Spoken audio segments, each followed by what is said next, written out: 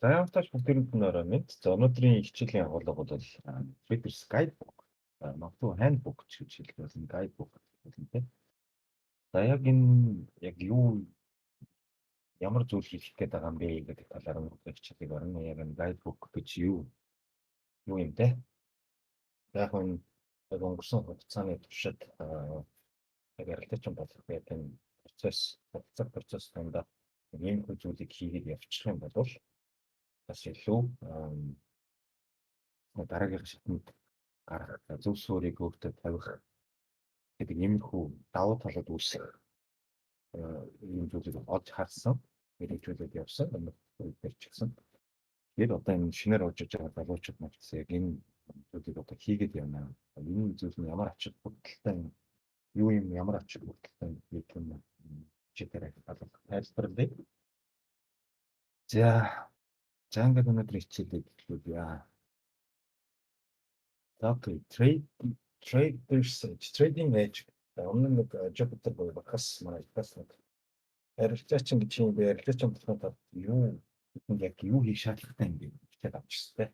Яг энэ нэг уншиж ирсэн зүйлээс нэг мэдлэг байгаа гэсэн. Яг энэ trading edge гэдэг маань ерөөсөө бидний бусдаас ялгагдчихж байгаа юм давуу тал. За энэ яг бусдаас ялгагдах давуу талыг бид нэр яаж өөртөө бий болгох юм бэ гэдэг нь магадгүй те. Уурштай хичээл зүтгэл клуб бат. За тэгээд өөрчлөлтийг өөртөө бүдээж авах одоо чадвар байгаа.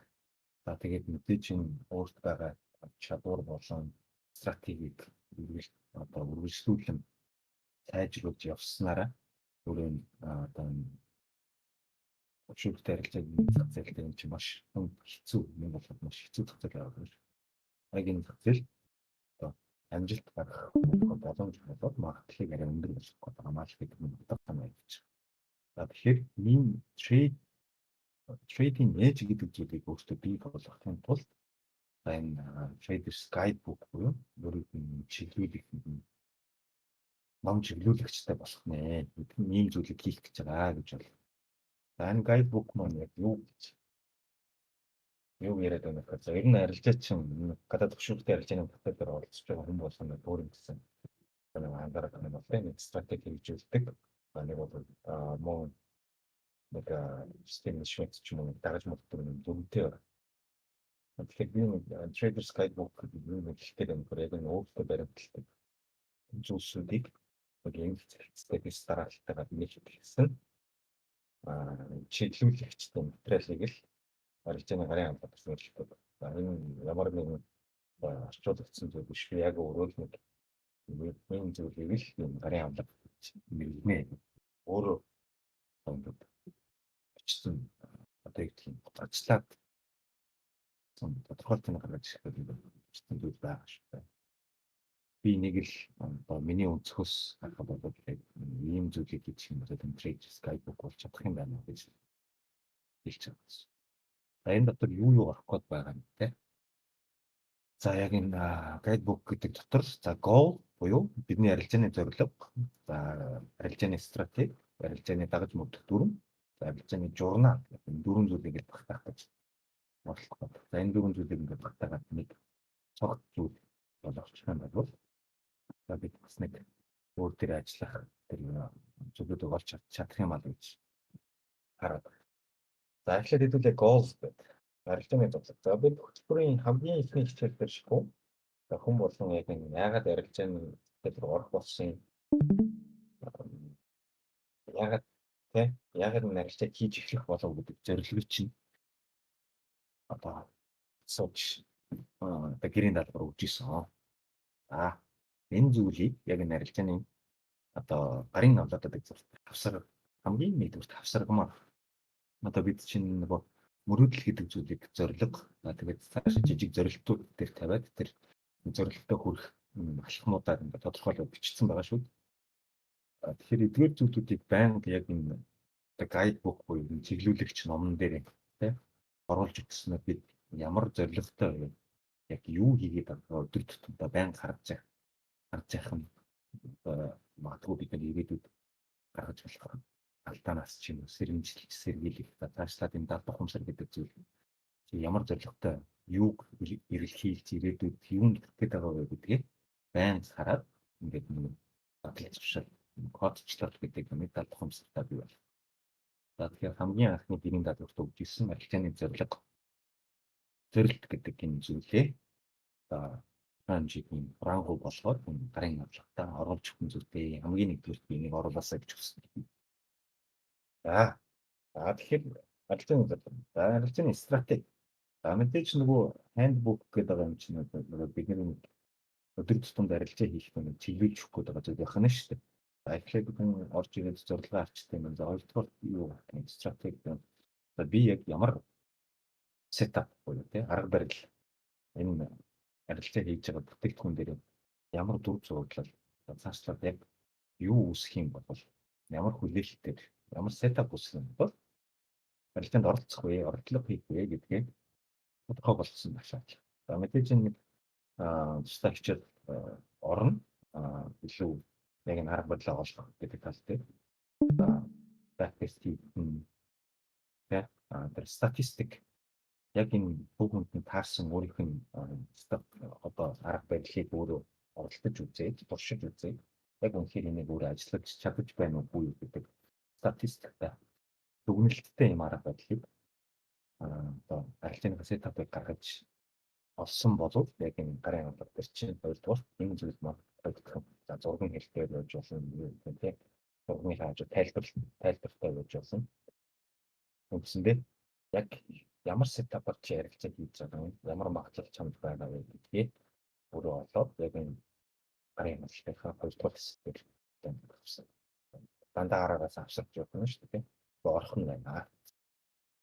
За энэ зүйлээ ингээд тавьчих юм бол бид өдөр тутамдаа суугаад арилжаа хийх. Одоо би юу хүлээх ёстой вэ? Ямар төлөвлөгөө гаргах ёстой вэ гэдгийг хараад бас нөгөө өөр илүү дутуу хүний сигналаар биш нэг бол нөгөө сэтгэл зүгээрээ биш одоо emotional retreat хийгээд ихтэй тийм зүйл гой сайхан харагдаад арилжаанд оролцсон.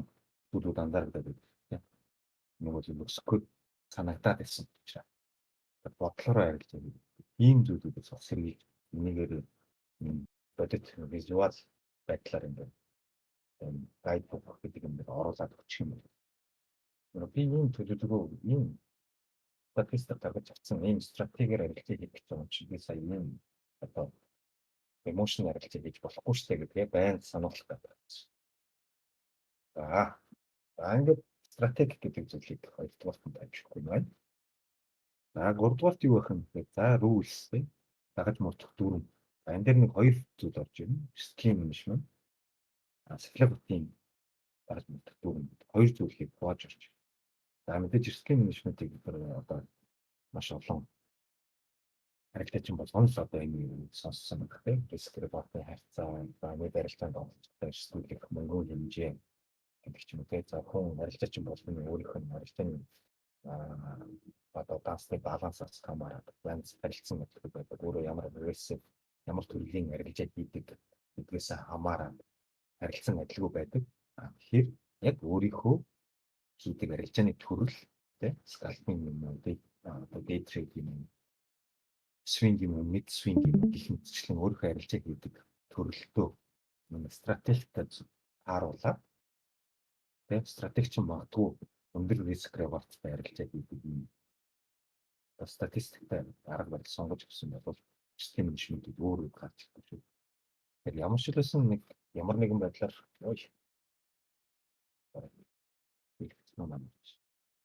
ямар нэгэн байдлаар систем менежмент гэдгийг өөрсдийнхөө арилжаагчаар даасан хэрэггүй юм аяа зөвлөлд одоо бий болох юм. За хоёр дахь бол юм зөв сахилах юм. За бид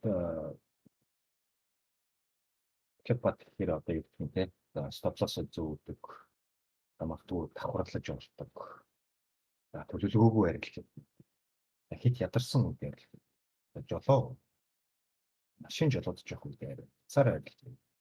Анхаарал нь хангалттай фокуслаад тийм хангалттай анхаарал байхгүй үедээ зөвхөн одоо emotion trade энэ тийм хийж байгаа. Хийгээд яваад байдаг юм хаалтаа. Тэгэхээр би яг ийм алдаанууд гаргаад байгаа учраас энэ арилжаануудыг хийхгүй байна гэдэг ийм дүрмүүд.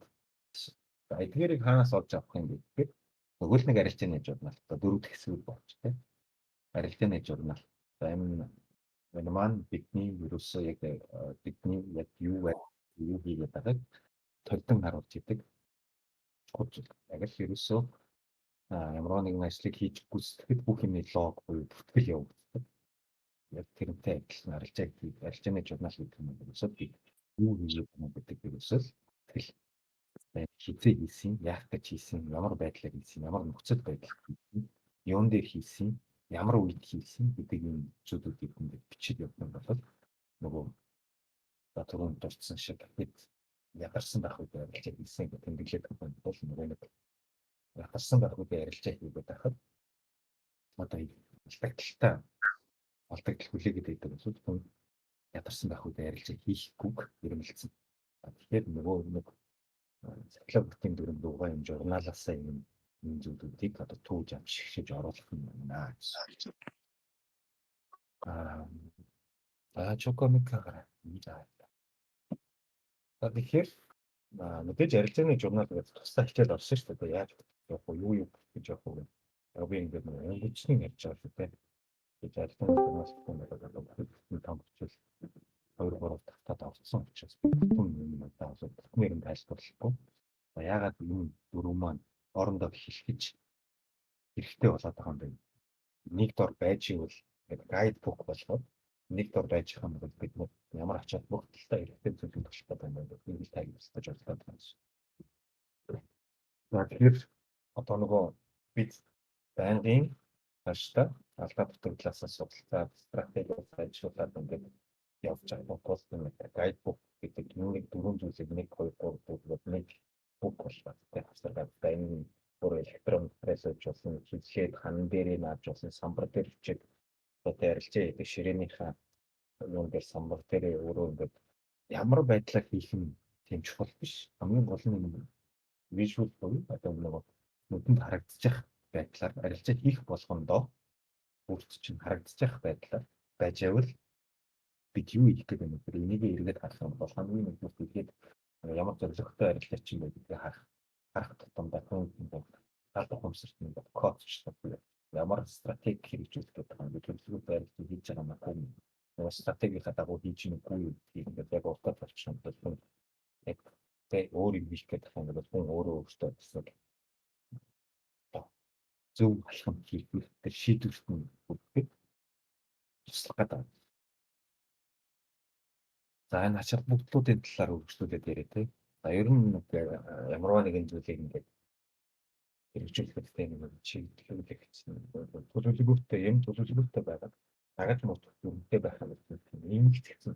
Тэгэхээр одоо ингээд суугаад шууд эмоционал арилжаа хийгээд төлөвлөгөөгөө арилжаа гол тахаар арилжаа хийгээд тэр нь ярьсан шиг эдгээр зүйлүүдийг саяны ингээд вижюал байдлаараа нүдэнд харагдаж байгаа юм бол нэмэгдэх болж хүн эмэгтэйгтэй тархиныхан бодлын дээр байж чадсараа нөгөө алдаа багтаа арилжаа. Тэгэхээр ч одоо нэг мэрэгжил болгоод одоо хийх гэдэг шүү дээ. Тэгэхээр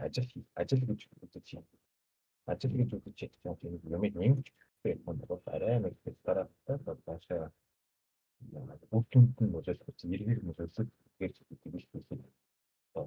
Бага тэр үүсдэг би байна. Ийм ачаал багтаа.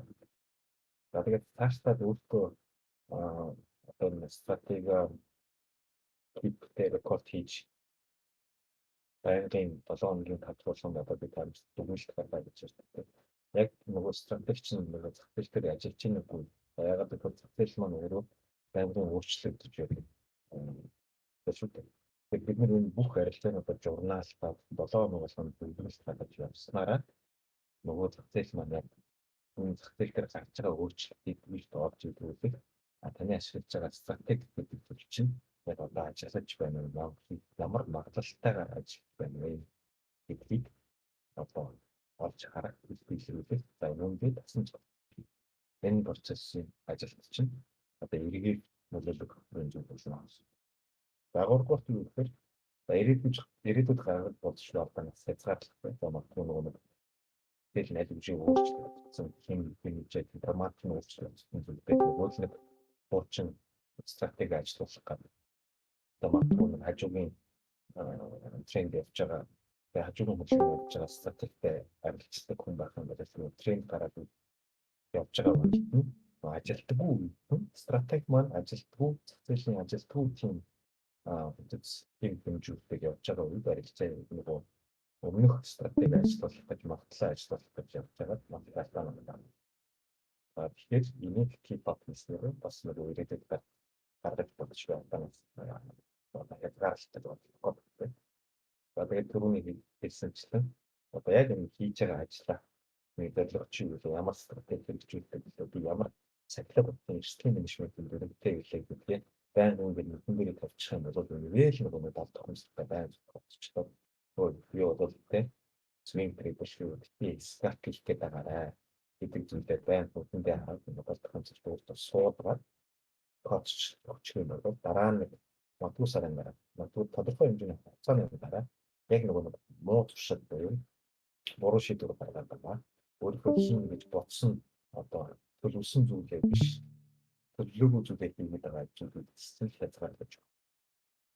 Ийм одоо үйл ажиллагаа цааталт нь явагдаж байна. Энэ чинь үлээ тусалах гээд байна.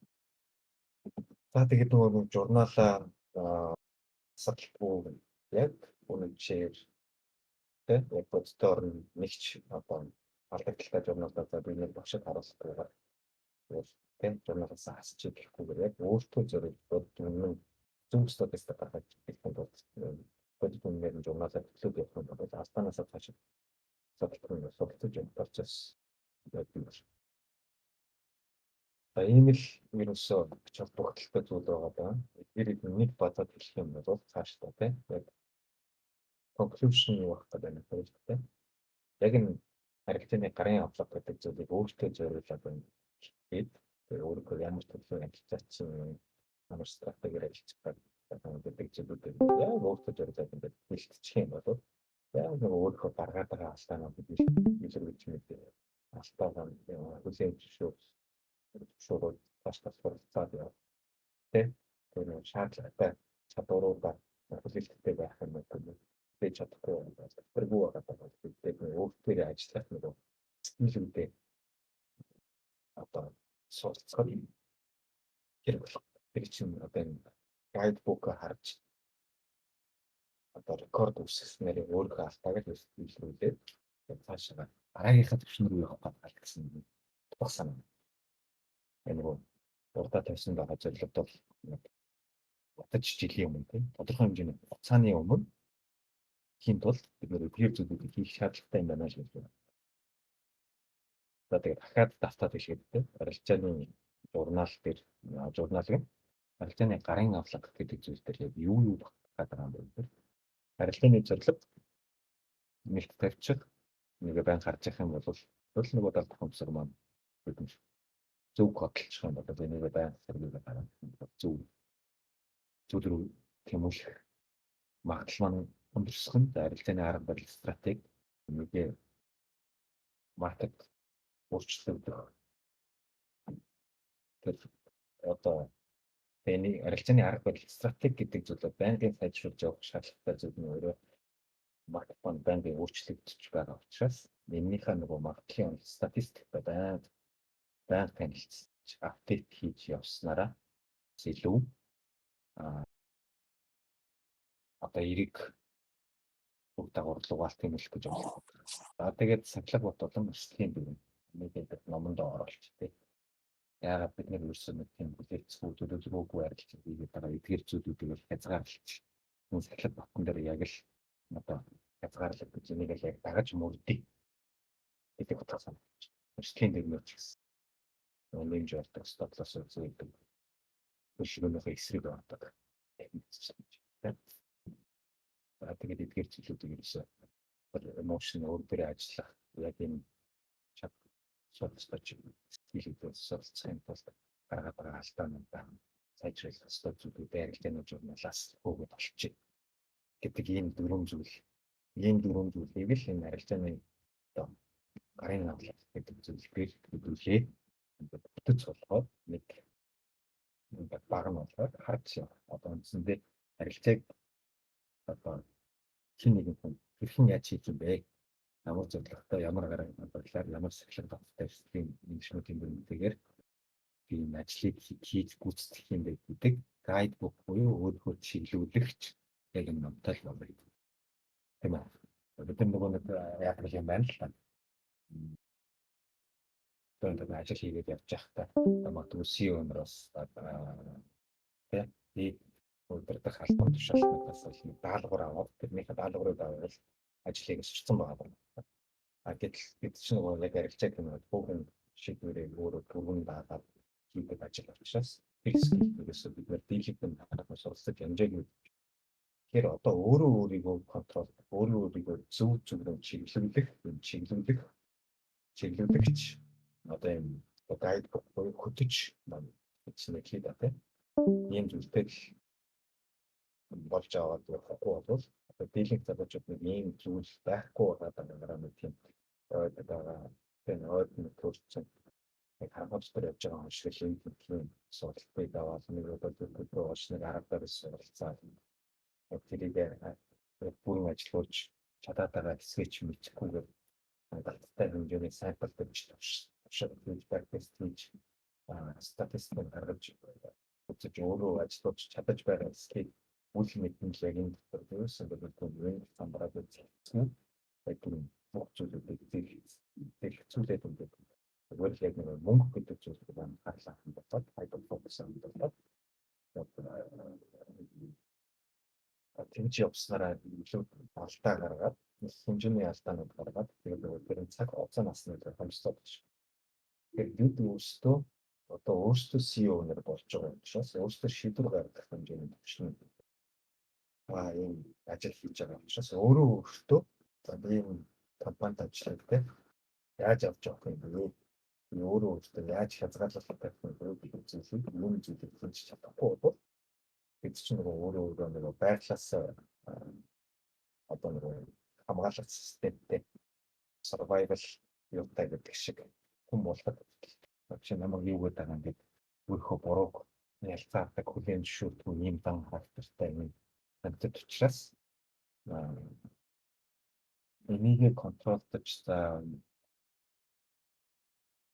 одоо гэх юм те өөртөө ажиллах, өөрөө шийдвэр гаргах юм скиллүүдийг тайлбарлаж авахгүй бол бид одоо нэг эмх замбраад яг энэ олон цэглүүдийн дунд олон арга барилуудын дунд юу нь болоод юу нь болохгүй байгаа үл мэдэн ерөөсөө яваад байгаа учраас энэ өөрөө цаг хугацаа болоод мөнгө гэдэг энерги гэдэг бүх зүйлүүдийг энэ арилжааны гадаад төвшөлтөй арилжааны процесс болж байгаа залуутай өргөдүүлээд алдаа тагшаа байгаа маань тэр хэдүүлээ одоо цаашлаад энэ хөтөлбөрт оролцоод явж байгаа залуучууд маань яг энэ оролцож хугацаанд одоо ихний хэсэгт бол одоо ингээд арай илүү нөгөө хүний одоо үжилтэй зан бүлээл загаад хамсаар яаж ажилладаг за ер нь ажлын журналыг яаж хийх гэдэг ч юм уу арай илүү нэг бэлтгэл ажлууд явагдаж байгаа шүү дээ өөртөө ажиллах ажлууд за тэгэхээр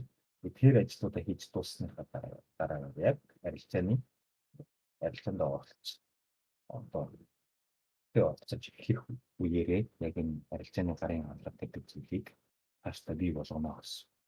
За энийг эхний шатыг нь хэдүүлээ хийчихсэн байна. Арилжааныхаа зорилгыг тэр яриад байгаа санхүүгийн эрхчлэл бүрх гэдэг мөрөөдлөө зорилго болгоод энэгээ хугацаанд хүрсэн зорилтууд болгоод ингээд бичсэн байна. Би янз бүгдээрээ гэрийн даалгавраар хэрэгжүүлсэн байна.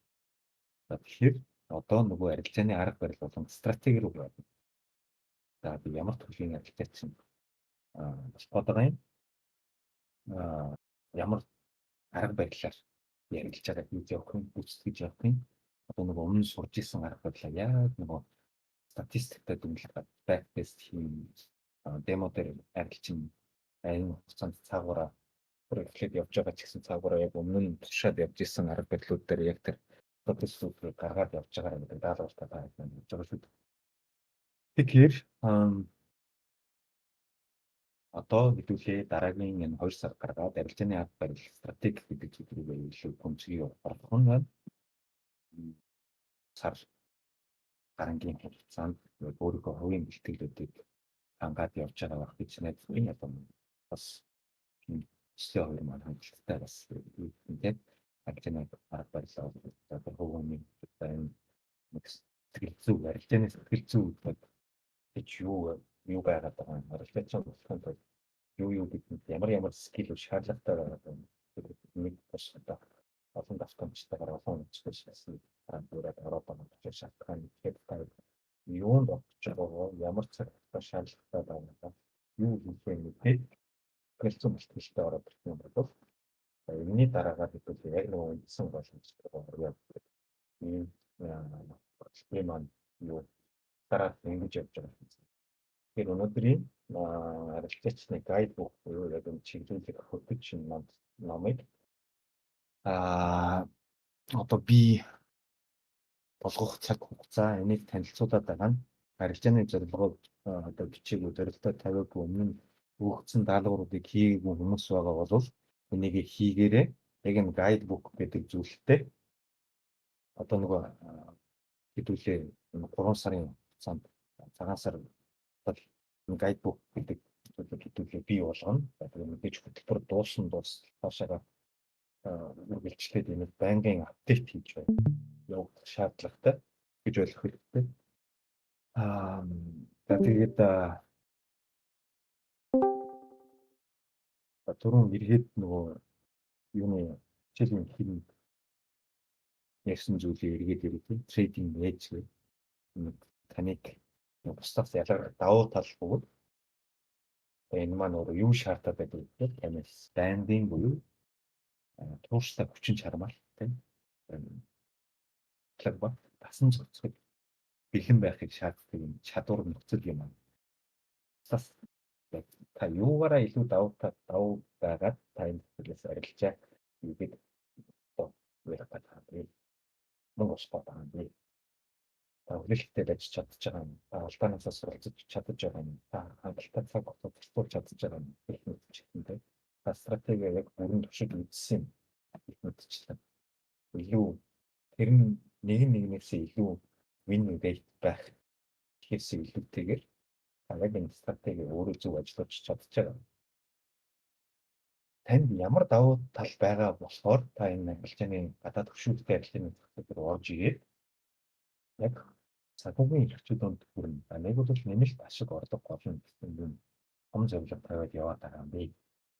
Энийхээ өөрийнхөө давуу талыг өсгөхөд та юу хийх шаардлагатай юм бэ гэдэг зүйлийг чинь л одоо бэлдэж бас өөрийн тавьж гож оролдоод байна л гэсэн. За би мэдээж энэ захирч нэг уул чадвар энэ стратеги саралтгүй сайжруулах гэж одоо нөгөө энэ захирчтэй энэ хүн хэцүү захирч дээр илүү амжилт үзүүлэх магадлалыг л нэмэгдүүлэх боломжтой л юм зүйлүүдийг хийх гэсэн. Бусдаар бол одоо яг энэ апдейтэнд бичих юм бол авах мөнгөд ажилласан альтернатив болно гэсэн бас юм биш. Гэж хүмүүс юм чад одоо болцоо чадамж скил өөр байх учраас өөрийнхөө сурах потенциалууд ч гэсэн өөр байдаг тийм.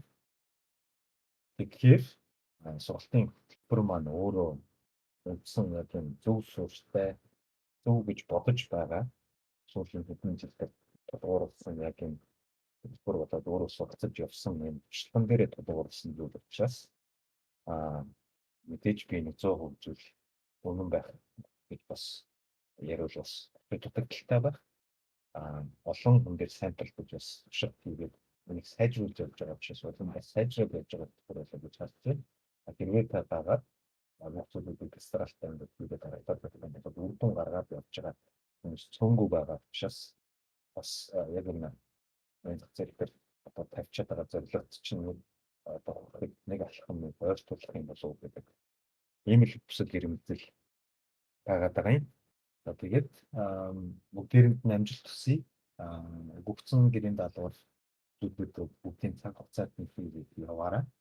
Арилжааны гарын бодлого гэдэг зүйлийг хийхэд бүгдээрээ бэлтгэлтэй байх нь саяны одоо энэ дээр яригадаад байгаа нэг дөрвөн зүйлийг хацаад нэг л материал болгох юм байна. Нэг байдлаар хийж болно, электрон байдлаар гараараа хийж болно.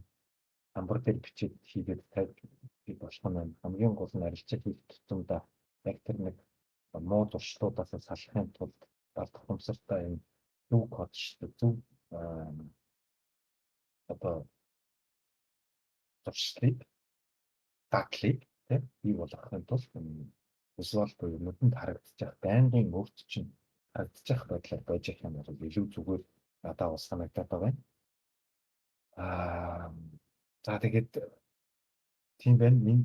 Энэ зүйлийг хийхдээ одоо бэлэн байх нь байна. Бүлээ он гараад бас нэг сар ингээд явчлаа. Цаг хугацаа бол эргэж олддгүй ганц цорын ганц өсвөрч авч байгаа тийм.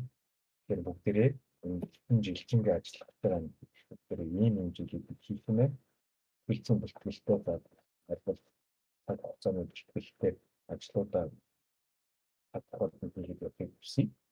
Тэгээд дараагийн хичээлүүд хэдүүлээ уулзтай. Өнөөдрийн хичээл үндсэндээ ингээд дуслаа. Баярлалаа.